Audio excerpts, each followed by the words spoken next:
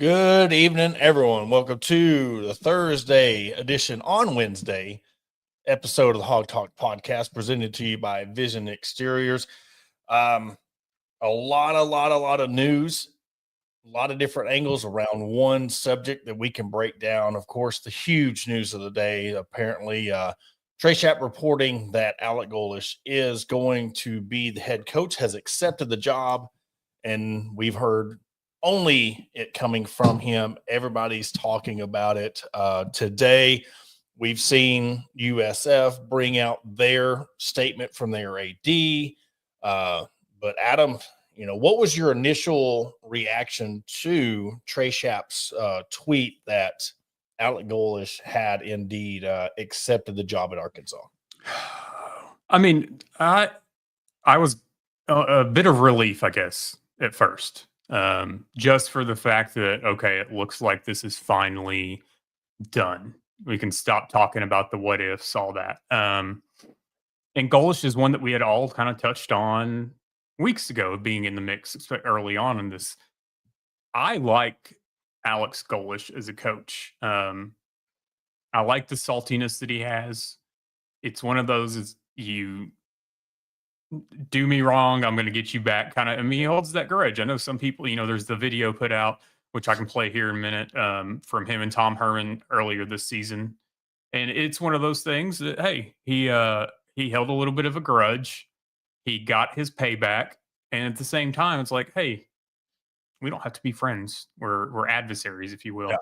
Yeah.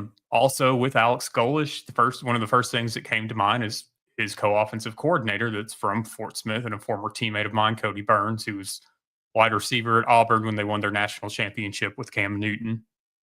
I'd love to see him here.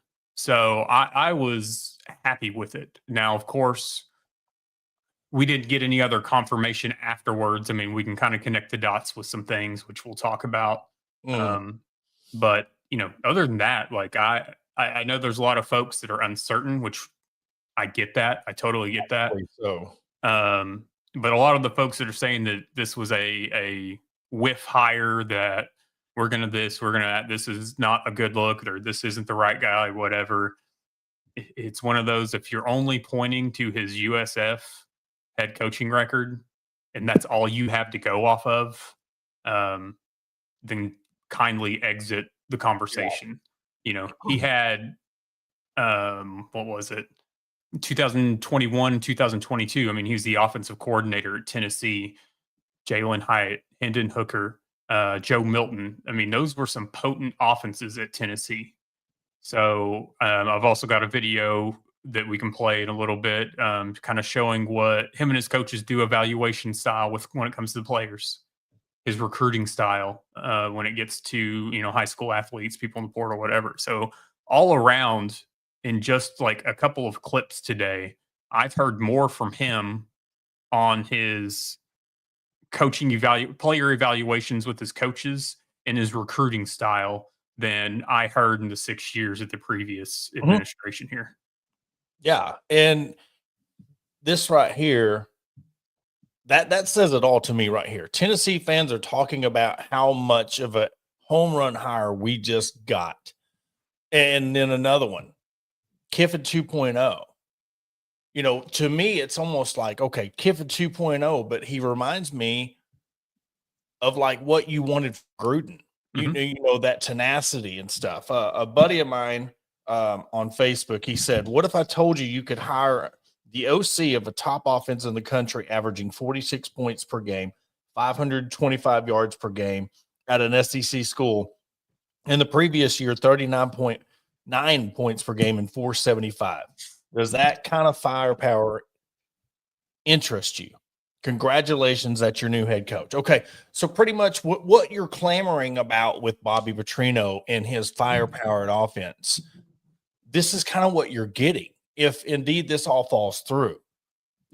So I think this goes into what we've been talking about, is because this hire or the firing of Sam Pittman happened 10 weeks ago and so many names were put out there, you elaborated it. You're not going to make everybody happy no matter what name they go with. But I think once you get this guy in here, and this is all from, put a disclaimer out. This is if everything happens. So from here on out throughout this show, we're talking about if he is indeed hired. You'll be getting a guy with firepower. You're talking about Arkansas ties. I mean, everybody brings up his wife from Greenwood. Then you're bringing, if you do bring in your OC, Fort Smith. I mean, so you're checking off a lot of boxes. It's just the nostalgia of him not being here 15 years ago. You're getting that. Mm-hmm. His emotions when, yes, wasn't it Tom Herman that he didn't shake his, wasn't that who that was? Yeah. That he didn't I've got that video too.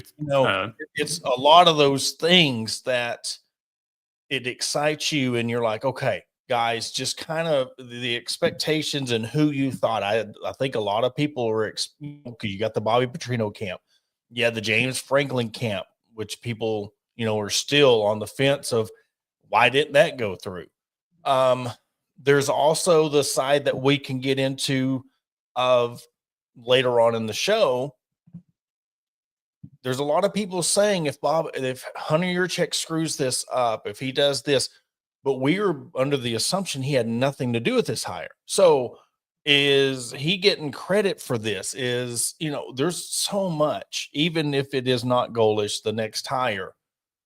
Was he a part of this? And is he going to get credit for it, whether he was with it or not? Does this save him time?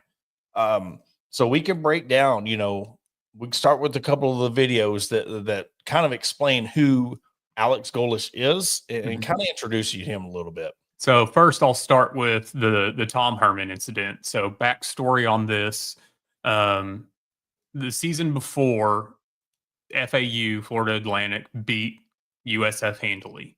And they were up big, and FAU onside kicked it, which didn't sit well with Alex Golish and the team.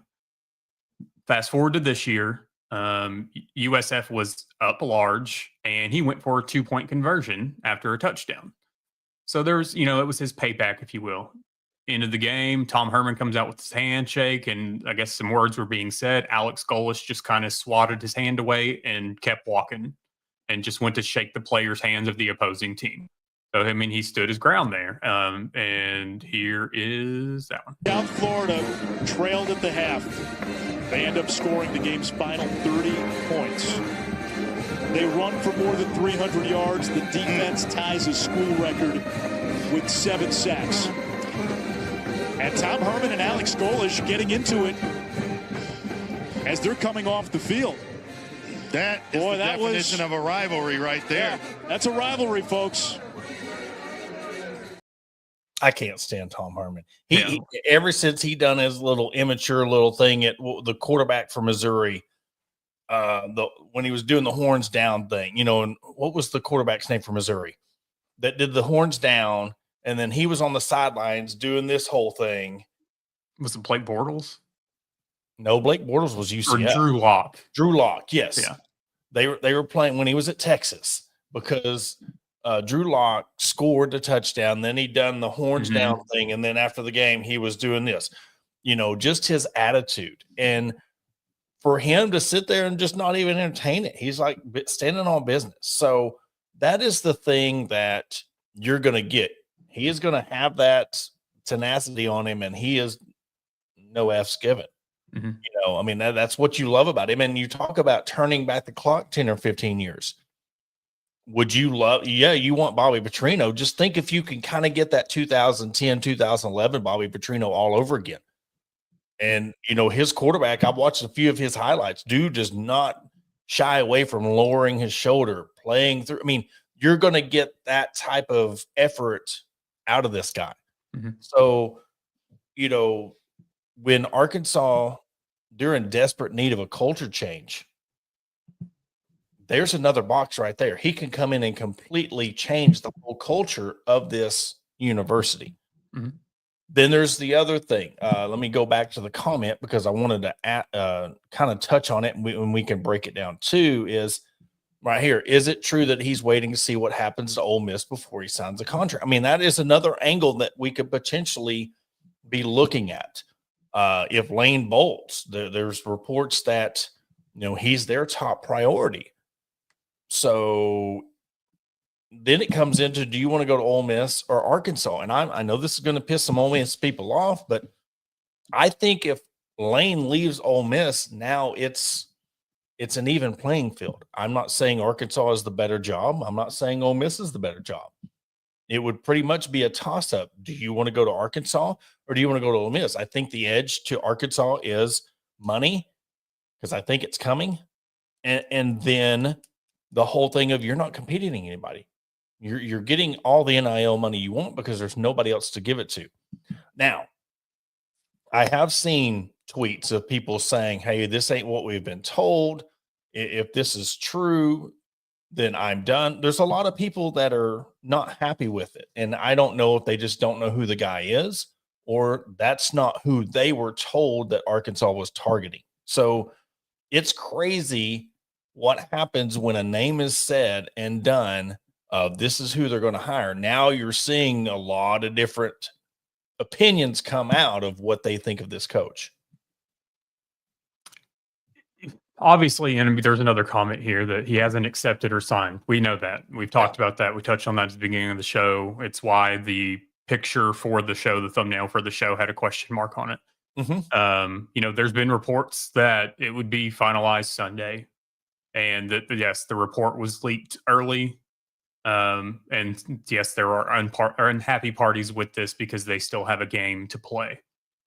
I totally believe that. I believe the sentiment that this was leaked and this wasn't supposed to be released yet, but it was, and we're here now and we're talking about it. So it's one of those things. Yeah, there's a real possibility that something could happen between now and Sunday and that this doesn't happen. There's also a chance that this does happen. And the thing with Ole Miss too, I kind of have talked myself into, what if Lane right now is making the biggest troll of his career and he's not going anywhere, and he's now dead stopped LSU and Florida in their coaching search and their recruiting for the past few weeks while this has happened? Because that's in the realm of things. That's where I'm thinking. I mean, look, if we have our opinions and our thoughts, that's what I said on Sunday's show. I think it's a legit, because again, when you go back to, what happened when Ole Miss and LSU played, and Will Weeks thought it'd be a cool flex to post a picture with his daughter, and then all of a sudden he just throws back, take the over. Like, he knows what he's doing. There is a lot of people that underestimate. They still see the immature. They just see the trolling of what Lane Kiffin does. He knows exactly. He is a very smart person. And that's what I think. I think he's going to stay. But what you're seeing come out of the AD's office at Ole Miss, and then what you see is coming out of the office at USF, it's very vague. It's, hey, we've talked to Golish. We're ready to move forward, but it doesn't say with or without Golish. There's a lot of stuff that is not there. So if you want just to say, hey, what we think is going to happen is this was leaked. He is leaving. He wanted it to be released Sunday after, the final week, and go from there, because now you're really having to peel back the onion of the layers of the onion of how much does this affect the players of USF? What does this affect to their fans, their administration? They're having to regroup. You're thinking you have this guy that, hey, we're trying to put a plan together, and then somebody comes and poaches him, like in Arkansas. And you can't be mad at it if you're USF, because this is an SEC program. I know where Arkansas stands. And yes, we can sit here and go tit for tat of why any other program is better than Arkansas right now. But we're looking at the grand scheme of where this could be 4 or 5 years down the road if this thing works out. Mm-hmm. Arkansas can be one of those programs. And if Lane does bolt and he does go to LSU or Florida, well, those two programs are above you anyway. Now that just helps you elevate yourself. If you bring in Golish, he's successful. You're now middle of the pack, now working your way up. in a couple of years. And I know that there, I mean, we've already seen it here in the comments that there was other people offered. He hasn't accepted. We're well aware of this. Yeah. Here's how things have changed within just the last few days from information that's been given out. We've gone from, let's see, Matt Campbell, that it was Matt Campbell's to basically accept or reject, and they were waiting on that. We've heard it was Eric Morris. We've heard then it was Eric Morris or a mystery Power 4 Big 12 guy, which then you go back to Matt Campbell, or do you reach out and you think Kenny Dillingham? Then, I mean, and then you had Kane Womack as kind of the backup plan for the other two. You know, whatever the combination of this is, at this point, it doesn't really matter because this is where we are right now. You know, it's one of those that I totally get, because we've seen it before at other schools when some of this information gets out, and it's one of those that the coach usually gets a little bit unhappy in the midst because he maybe not he hasn't told his team yet, whether it be because they have a game coming up, or, you know, a lot of these coaches like to be the ones to have this conversation. And the media ruins that for a lot of these coaches to not be able to have those conversations. So it's a tough spot to be in, but it's the world we live in this day and age.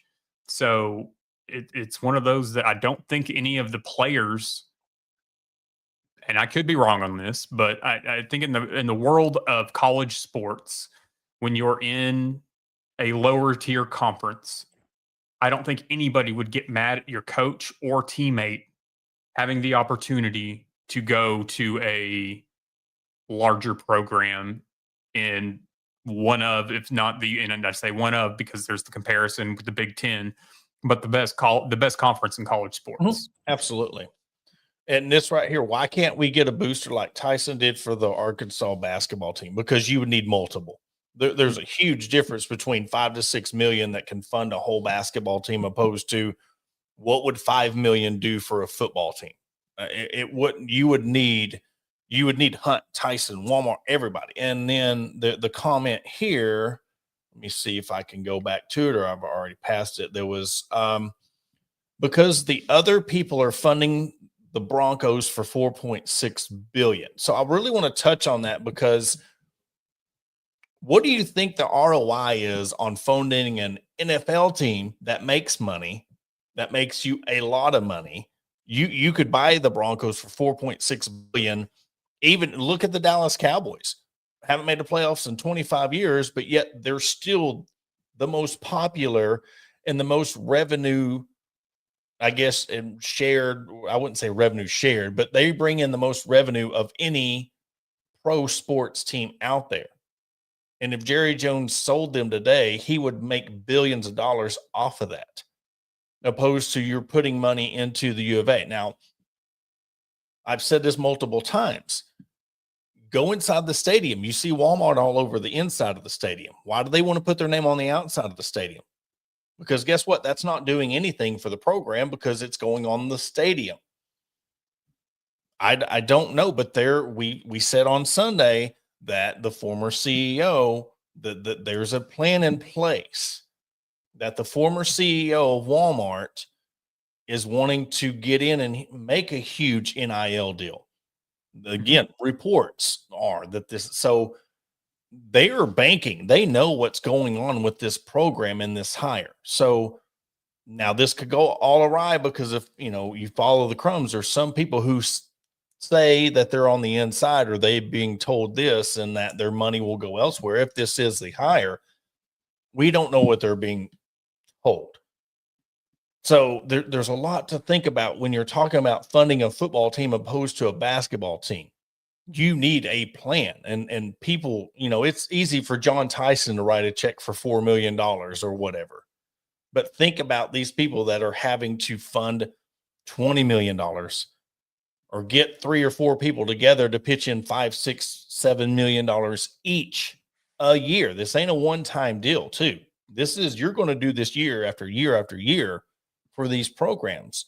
And the price is going up. So it might be 5 this year, 6 next year, 7 the following year. There's a lot to think about when you're talking about budgets. Well, and it's something too with the potential NIL initiative that we talked about a week or two ago, and the 3 parties involved. Yes, there's the soon-to-be retired CEO. There's a co-founder of a capital investment firm in Northwest Arkansas. There's somebody with the last name Walton. So it's one of those that they hear, because this isn't the only time we've seen people, hey, they're worried about the Broncos. They're worried about this. They're not worried about funding. Like there's more than one Walton. Mm-hmm. And the Walton that owns the Broncos isn't the one that we're talking. So there's layers to that. Yeah. Well, but they own other pro teams. We talked about this a month ago. Well, they own the Avalanche, the Broncos. Don't they have a say so in the Chargers too? Mm-hmm. Yeah. So there's multiple. And just real quick on this comment, let me find it. It says winning a national championship wouldn't produce money. Yes, but we're talking about a couple of million, or say 5 million, compared to hundreds of millions. When you're talking about NFL, I know you have a favorite team, or you might like a team or here and there, but there's no NFL product in Arkansas. So it's like going from high school, what you get at your concession stand and what you get from your athletic booster club, compared to what Arkansas is making in their football program. Now take that and go a step higher. That's the difference between what the NFL makes. Arkansas makes 40 to 50 million off their TV rights. Well, we don't know how much these NFL teams are making off of their revenue. So it is a whole nother stratosphere when it comes to NFL programs. So when you're talking about, I am going to invest billions of dollars into this, I expect to get back all of that and more. In the state of Arkansas right now, even if you put all the money together, you got to make sure you're getting the right pieces of the puzzle, your coach, your coaching staff, the players, because these players are just coming in for a year or two. This ain't something that we're going to invest in these players and then 3 years down the road, they're going to win us the national championship. You're getting a whole team to come in expecting to win now. If not now, the following year. And if that happens, then you got to do it again. So there's a lot more to risk investing in a college program, especially a college program that's in the SEC, that's at the bottom, and you're adding another SEC game to their schedule. So it's not as, okay, hey, look, man, we're Arkansas strong, one Razorback, invest in us. They've got to go to a board to approve that, hey, we can invest this amount of money in this program. Well, what's the return? Are we sure this is going to work out? Well, we don't know. Maybe in 3 years. So now we're 15 million in the hole, hoping that in 2 or 3 years this thing plays out. I'm not kind of at a loss. I guess we're just at this point, and we talked about this Sunday, and now that you're going to have the folks that are just flat out unhappy with it. Which, if you're unhappy with the potential of this, then I totally get it. Like, you're entitled to that. I just don't think we're at this point that, like, I know everybody wanted some big name and some this and some that, and I'm just kind of like, what made anybody think that we are going to, like, go get the biggest name out there? After James Franklin, what was everybody's plan B? And not, when I say everybody, I mean fan wise. We still had the folks in our comment sections wanting John Gruden, wanting to keep Bobby Petrino. And this right here, we've said this multiple times on the show. We know that nothing has been, that we know of, fully agreed, signed, whatever. But we're going off of the early report that looks to be more true than not. So if you don't want to believe it, don't believe it. And I get, because I knew that there was going to be those that until the university announces it, they're not going to believe it. Yeah. I totally get it. It's one of those things that it's just, right now it's just a very uneasy time for a lot of us. But I don't see a point in like being a Debbie Downer about it, I guess. Because Yeah. I personally think that a lot of the choices that have been talked about the last few weeks are better than the situation that we've been in. Yeah. So, and to clarify, it is not the Chargers; it is the Rams. So I wanted the Brady G111.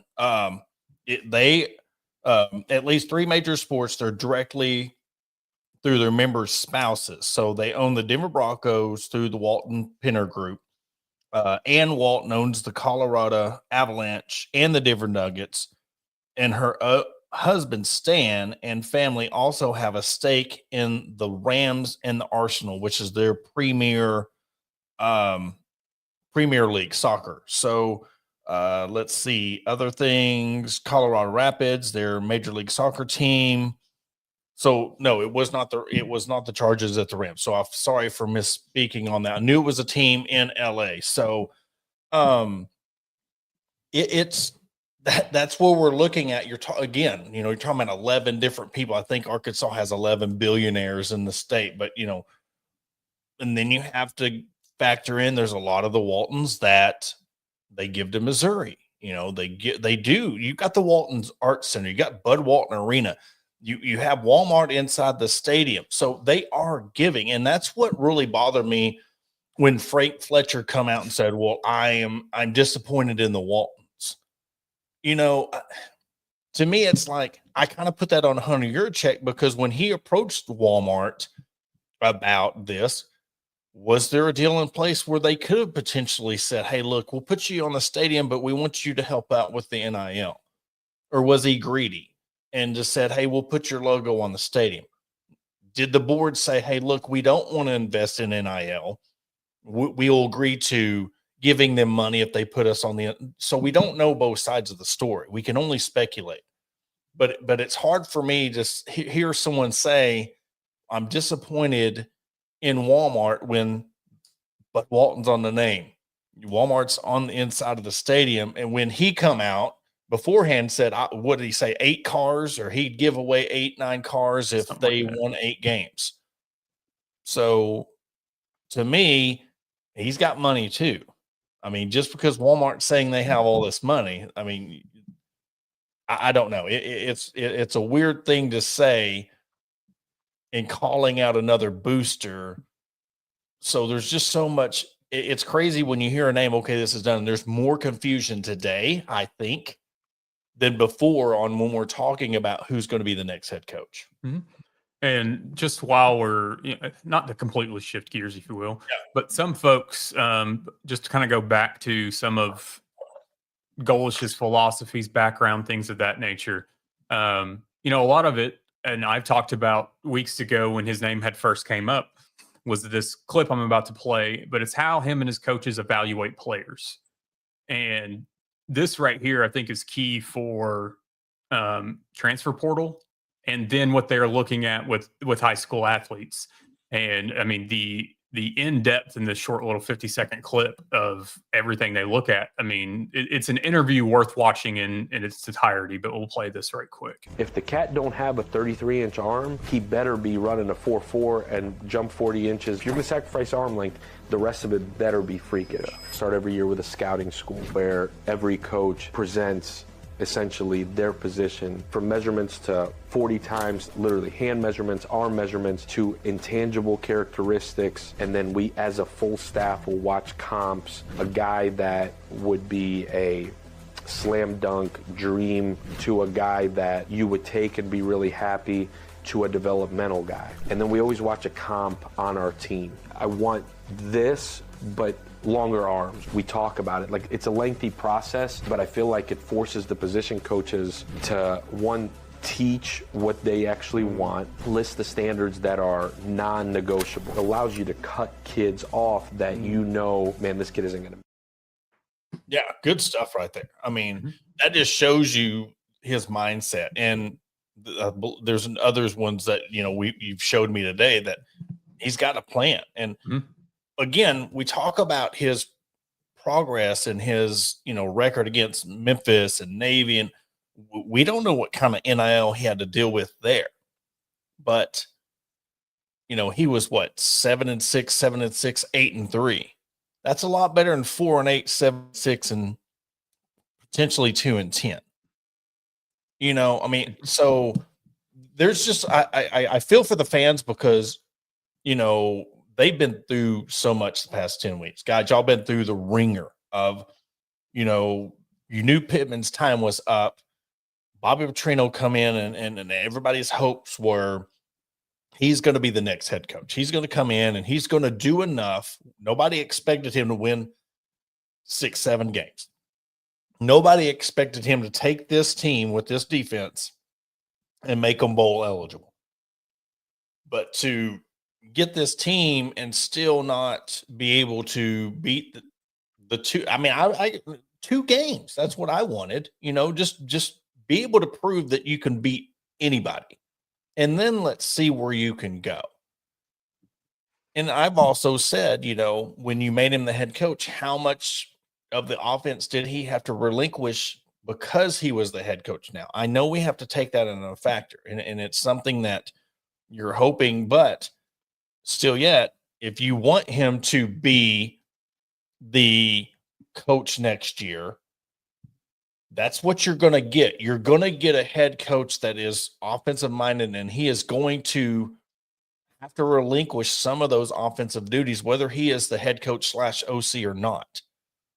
And what he did with this offense, year 2 with this quarterback that was, supposed to be one of the top quarterbacks in the SEC, I just didn't see enough to gamble on just how big this decision was moving forward to this program.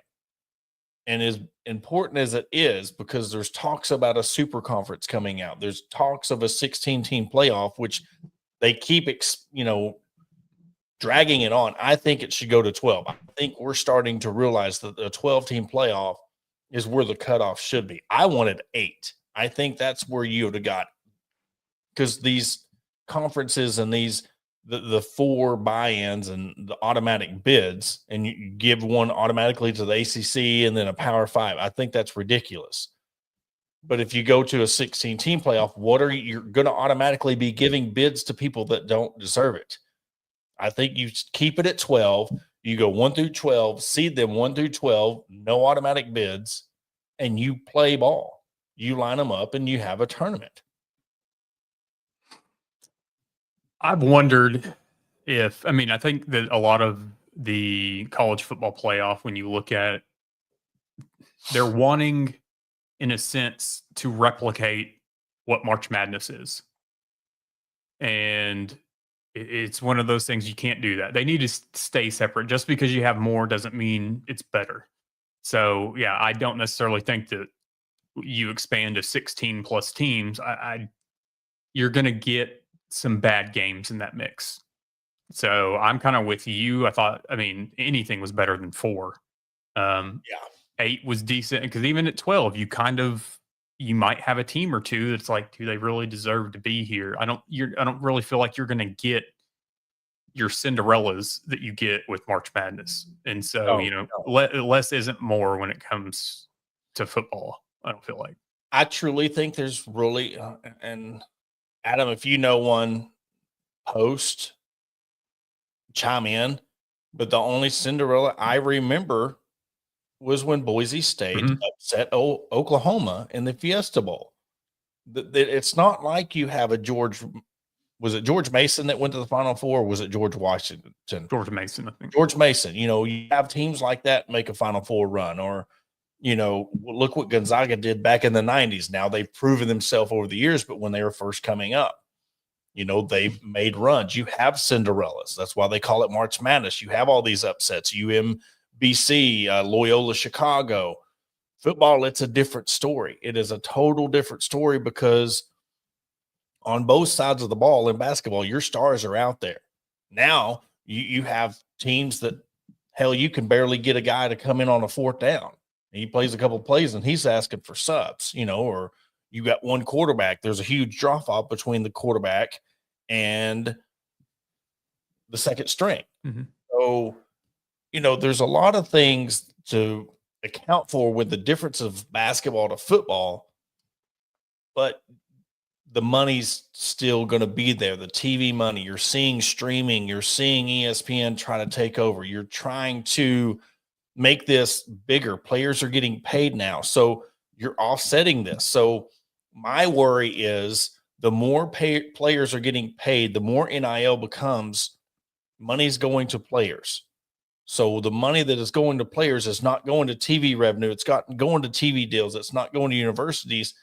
So they're going to expand these playoffs to make up for that. They're going to get money.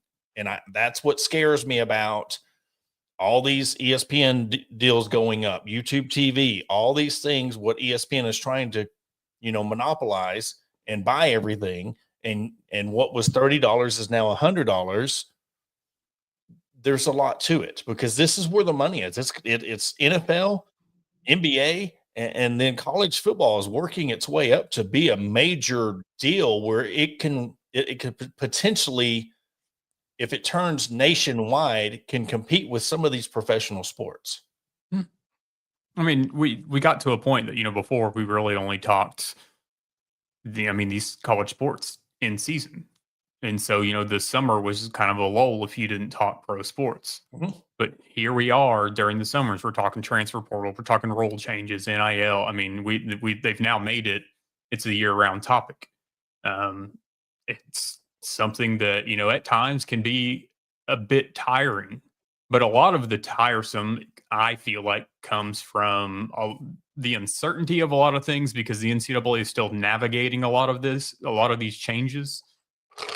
And I feel like that they're trying to do too much too quick, which is causing some of these issues. And that's why we see NIL what it is, because they just let it be the wild, wild west with no guidelines and no salary caps, if you will, and things of that nature.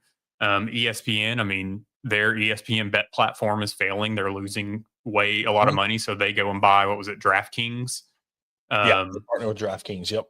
So here we are at this day, and then they come out with the new rules that college athletes can bet on professional sports. So yeah, we're in a whole new world. We said it a long time ago that amateurism in college athletics is dead. There's no more student athlete anymore. So the whole thing doesn't sit well with a lot of folks, and rightfully so. The college sports that we once knew is dead. What can you do at this point? You can either find some middle ground as a fan to deal with it and move on, or stop watching and stop talking about it.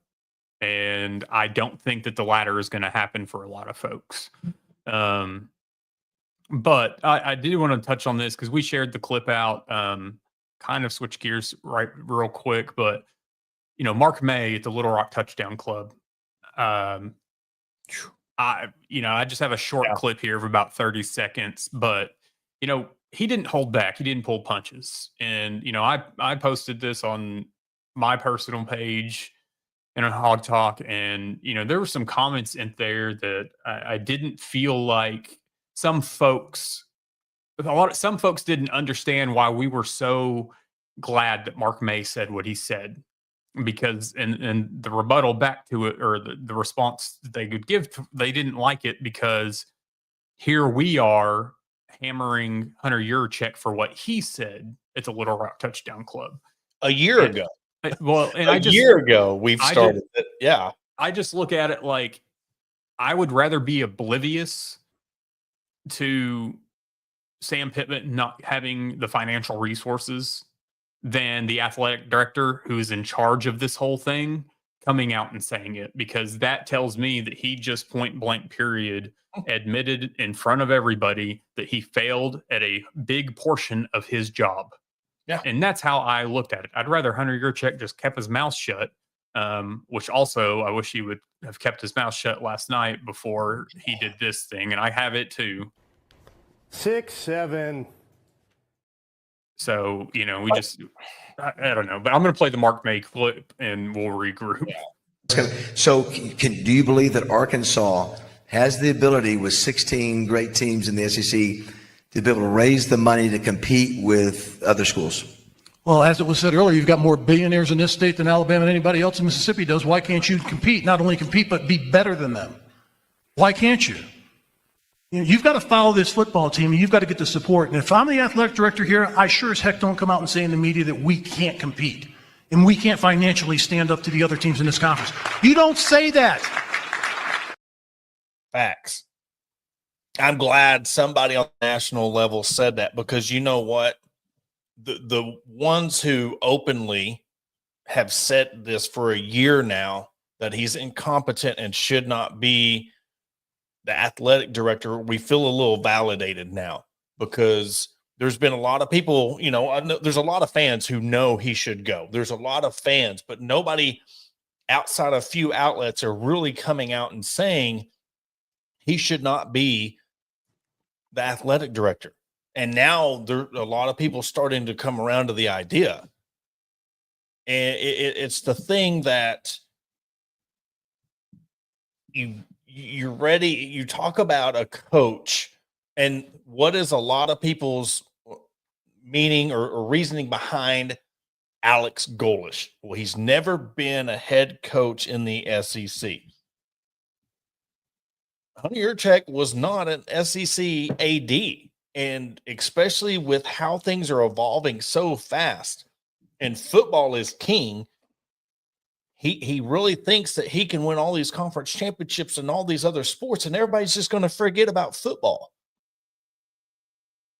That's not the SEC. No disrespect to basketball or any other program at the University of Arkansas or any other university outside of Kentucky basketball, maybe Vandy baseball before Diego Pavia, women's basketball at South Carolina. There's few outliers. Football is king. Ohio State, Michigan, they could care less about what other teams really do in other sports outside of when Ohio State and Michigan are playing each other. They love to root for their team, but football is king. That's just the way it is. And if you don't put football first, nothing else can succeed. And you put football first, and football starts having good teams, good programs, revenue. Guess what? Everybody else gets to eat. We've said that for a year now in this show. Football will lead to everything else being good, because if your money's coming in for football, you can use revenue share and you can distribute out more to your other programs. Let's take soccer and softball for just a moment. And you're having teams that are on the brink of going to a College World Series and a College Cup. What if you could make sure that those teams can now be in the College World Series every year? You could be in the College Cup every year. You could get Deifel and Colby Hill a national championship because you can give them more. You could give Shauna Taylor Estes another national championship in golf. You could give these people resources, because guess what you're doing? Baseball, they're set because they have Hunts. Basketball set because they got Tyson. You can start feeding these other programs, men's basketball or the baseball team, give them more money. It can make everybody happy, but your focus is on the secondary programs, and you're hanging your hat on conference championships when other programs that you're supposed to be the better program are winning national championships. What if that extra money gets you that national championship for Dave Van Horn? What if that gives you that basketball championship for Cal? Or you know what? Let's go. What if that gives you a national championship in football? It is a pipe dream right now, and I know a lot of people are sitting here laughing about even the thought of Arkansas having a national championship in football. But what if it could happen? What would this fan base do if they got a football national championship or another basketball? We've been reliving 94 and 64 our whole lives. And it can happen. I'm not saying in the near future, but if you really got the Thanos rings out and you got Walmart, you got Tyson, you got Hunt, you got Stevens, you got Fletcher, you got all the people that can back Arkansas, and you get the right pieces of the puzzle with the coach, the players, and NIL, you can win a national championship at Arkansas. You're seeing other programs get close and make a college football playoff. When you get to a 12-team playoff or March Madness or the College World Series, after that, it's luck and skill. The best team does not always win the national championship in those three big sports. You have to get lucky. You just get to the dance, you get to the college football playoff, or you get to the College World Series, you have a chance to win a national championship, and that can happen for Arkansas. It could. I'm just going to touch on a couple of tweets that have been put out within the last hour. Uh-oh. It's not. It just kind of shows, though. This is coming from a award-winning retired sports anchor reporter out of the state of Florida, with WTVT Fox 13. Covered the Bucks, Rays, Lightning, USF, UF, FSU, etc. So an hour ago, he puts out, his name's Kevin O'Donnell, at Kev O'Donnell FLA is his Twitter handle. I have confirmed USF head coach Alex Golesh has not agreed to take the Arkansas job. He just addressed his USF team and said he's been approached by some schools, but he will make his decision this weekend after discussing with his family. Fast forward to 8 minutes ago, USF head coach Alex Golesh delaying his announcement until this weekend doesn't mean he's not taking the Arkansas job. He just isn't ready to make the call. Wife, after all, is from Arkansas. That weighs heavily. Team source didn't think he was leaving, but feeling changed after the loss to Navy. So prior to that loss, they didn't think he would leave, and then now it's kind of a different story. So yeah, there's decisions to be made. What I think a lot of this comes back to it being leaked this morning. Yeah. I think that threw a wrench in whatever plans that were there. But you have reporters close to USF saying, hey, we don't know either, but it's not untrue, but we just don't know. And it could have been true the whole time, and this blows up. Mm-hmm. You know, this could be one of the things, it could have been true, and then what if South Florida brings them everything they've asked for and more? Because the same things I've said can be said about South Florida. I mean, you're in a lesser conference. It's an easier path to the college football playoff. What if you go on a big run? What if you make the college football playoff? That's the goal. Now you're there. But we've seen the drop off between these Power 5 guarantees and these G5 guarantees that just can't still stack up with. You have a chance to come somewhere close to home and realistically win a national championship. And just for those who are kind of, yes, what's happened and you heard Trey Schapp reported it, kind of the timeline started about 7:57 this morning. Got a text that Golesh had an offer sheet from Arkansas. Shortly after, a source told him that he wasn't sure about the information. And then around 9 a.m., Chef received a follow-up text. Your source is right. I got a phone call, and they said it's a done deal. 9:25, Schapp tweets out that Golesh had accepted the Arkansas offer. This is according to what Trey Schapp said on the radio, and this was in an article of Best of Arkansas Sports. Mm-hmm. So it's one of those that, man, if this blows up, now what if? Mm-hmm. What if? And that's, it's crazy when Arkansas Duke happens. We're talking football for the second year in a row, or third, whatever. It was the year before last, wasn't it? When Bobby Petrino, yeah. But if this indeed goes down, and it's not, mm-hmm. This will be the first time I'm really like, okay, is there people going to be with pitchforks? Is there really people on Dixon Street? Like, it's one of those perfect. I mean, yeah, USF beat Navy, then they were essentially in the playoff.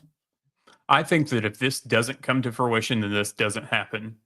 And I don't know anybody that would disagree with this. If you do, let us know. You will 100% be the laughing stock of the NCAA. Mm-hmm. Including us, because we played part in it. I mean, anybody who runs with this. So we're not without fault. I mean, we took what his report was, and like everybody else, we put it out there. We've, talked about it all hour for an hour tonight of him being the coach. but the PTSD, until it's signed, it's not a done deal. But all signs are pointing toward that. Now, if it doesn't happen, hey, Sunday's going to be an interesting show. We'll have to come back and backtrack a lot of things. And yeah, we will be getting laughed at, and we're already getting laughed at enough because they're under the impression, and I don't know the details of it. It could be true. Morris choosing Oklahoma State over Arkansas. Are people viewing Oklahoma State as a better program now than Arkansas? Well, and it's one of those things too, that even from your credentialed media members, you had one point out that Alex Golesh was never even an option, wasn't even interviewed. And that was yesterday. So, well, and Mike Irwin doubled down on that and said he could be correct. And unless they just offered him the job, and they can now backtrack that and say, well, I mean, they didn't interview him. They just gave him an offer sheet. So they could backtrack that, but it's hard for me to believe, especially if he does become the head coach, that happened. He is just number one. I'm sorry, I'm petty about him, personal about him, because he screwed us over personally. I've said it. He still gets to report, and he still gets to do things for the university when he put stuff out there that wasn't true, and he gets to backtrack from it. So I can't stand the guy, hate the guy, because I've never got an apology from that. So screw him. I don't care. Otis sucks. I'm sorry. Because you know what? I've said it many times, but the thing is, I worked my ass off for 3 years to get to where I was with the women's programs at Arkansas, when nobody was covering, when none of them was popular. And he puts that out there that Pittman was going to be fired. So yes, I will hold that dear. And if I'm petty and I'm whiny about it, yeah, but I lost everything I built off of his shit, and I will never forgive him for it. I'm sorry. And I've got the screenshot. I've got the proof that he put it out there. And not one of these people backed me up or said that I was legit in what I said, even though people agreed with what I said. So for those asking, 2 years ago, Otis Kirk put out there that Bobby Petrino was going to be fired and there was going to be a press conference called. Sam Pittman. Yeah. Sorry.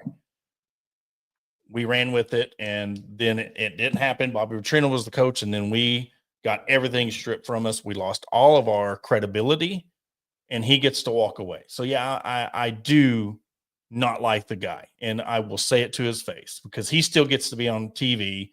He still gets to write for Pig Trail Nation. He still gets to have everything he done, even though he blatantly tried to backdoor it in the message board so it couldn't bite him in the ass. And we took it and ran with it. And we were the sacrificial lamb because we're a podcast. We're not big TV. So we cannot ever have credentials at the University of Arkansas ever again because of his ass. And I'll say it to his face. I'd like to be there for that conversation. I would need you. Yeah. So I would need you. I would, brother Collier, I love you, dog, but I'm 43. I'm not young. I'm not young. So anyway, yes, we're still in the world of unknown. So, it's one of those, by Sunday, let's hope that we have something. And I think over the next I truly think that tomorrow's just going to kind of be ho-humming along. It's Thanksgiving. There's some games, you got, I think, 3 NFL games. You got Arkansas and Duke at 7 p.m. on CBS. Then you have the lineup on Friday, Arkansas, Missouri on Saturday. So, you'll hear from Lane Kiffin after the Ole Miss game on his decision, according to the Ole Miss athletic department. And I think that is truly going to be the domino effect, is what Lane Kiffin comes out and says. So a lot is going to happen this weekend, not just on the Arkansas front, but college sports as a whole. Yeah. And I mean, I'm just saying there's a lot that can happen. And I'm telling you, Adam, if everything happens and we just have everything happen, we might have to do a 2-hour joint show, because it would I mean, there's just so much, and we come our angle, and then Hog HQ, they have their angle on how but if this all goes down, if Golesh is hired and Kiffin bolts or stays, there's going to be so much that could go down. Mm-hmm. I mean, it's one of them things that we might end up having to do a 2-hour show on Sunday because there's so much to talk about. Because I look at it too, and before we get off it, because I think we could probably go on with this for a long time. But I think that, what does or does not happen at Ole Miss with Lane Kiffin, I think that then you're going to have, like John Summerall. He's going to have to make a decision. Yeah. At that point. So if Ole Miss isn't open up, I think that he looks at Auburn. Possibility of Florida. I think Auburn just being from the state of Alabama. If Lane does go to LSU, I think that opens the door for John Summerall to go to LSU or to go to Ole Miss. Yeah. So there's a number of things that could happen. I think Eric Morris was smart in his decision of rather than being left behind, he took a job opening that he saw a good fit for and he took it. I also think that I'm not saying that Oklahoma State has more leeway, if you will, when it comes to the fans or athletic department as a whole or whatever the case may be. But I think that they would give him longer to right the ship at Oklahoma State than somebody would get at Arkansas. I don't feel like whoever this hire ends up being, I don't know that they get 6 years if things aren't turned around after a few years. But I will say this, whoever the athletic director is at Arkansas, just because you have one good season, and by that, I mean, hey, year 2, you had a great season, won 8-9 games, whatever the case may be, that doesn't garner an immediate contract extension. Yes. We've got to stop with these early extensions, no matter who you are.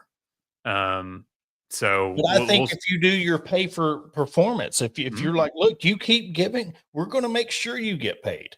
And then when that contract runs out, then we can renegotiate it. But look, we're paying you extra money for winning more. You're talking about, well, hey, I've won 7-8 wins. Hey, man, that's great. That's what we want you to do. That's why we're giving you, say, $1 million extra or $2 million. Give him $2 million, $3 million for making the college football playoff. At a place like Arkansas, that might be worth $5 million. Just what it means to the program and to the fans and to you for bringing us out of the rubbish and getting to the college football playoff. Dude, $5 million for making the college football playoff and 10 for winning. I don't know. I'm just throwing out numbers. Yeah. But how about 3 for making it and 5 for winning? That is a very reasonable thing to do. So it gives you something to fight for. Definitely. Getting to 6 or 7 wins and then sandbagging and then having a TV show about your life, and then you off to back to the Big Ten. Yeah, it's going to be a exciting weekend all around, but everybody just needs to remember it's Thanksgiving tomorrow. It is, yeah. Look, it's Thanksgiving tomorrow, but all right, before we go, you can answer it in our DMs or in our comment section. We'll put it out there. How many people are actually going to be paying attention to their Thanksgiving dinner? They're going to be glued to their phones waiting for updates. Guaranteed. I know that tomorrow night I'm going to have on one screen Baltimore and Cincinnati, and I'm going to have on the other screen Arkansas and Duke. So I'll have a doubleheader tomorrow night. And speaking of the game, I just hope that the guys come out, and I mean, you're going to have to play your best game. Duke is, and I know they're number 4. Cam Boozer's the real deal. So it's just one of those things. I hope they come out ready to play. Yeah, absolutely. And keep their attitudes in check a little bit. Yeah, absolutely. Yeah. Absolutely. But for Adam Hall, I'm Porter Hayes. I want to thank everybody for tuning in tonight. Yeah, and yes, I did tease maybe if all the cards play right, we might do a Hog Talk straight into a Hog HQ Live, or we might just do a whole big collab. We'll figure that out depending on what happens. But if not, we'll be live 6:05 on Sunday, Hog HQ Live on 8:05 on Sundays. But everybody have a wonderful Thanksgiving holiday. We appreciate each and every one of you. Please, for those that are tuning in, everybody watching, go like, subscribe, download our podcast. Goes a long ways to help us out. And we'll catch you on Sunday.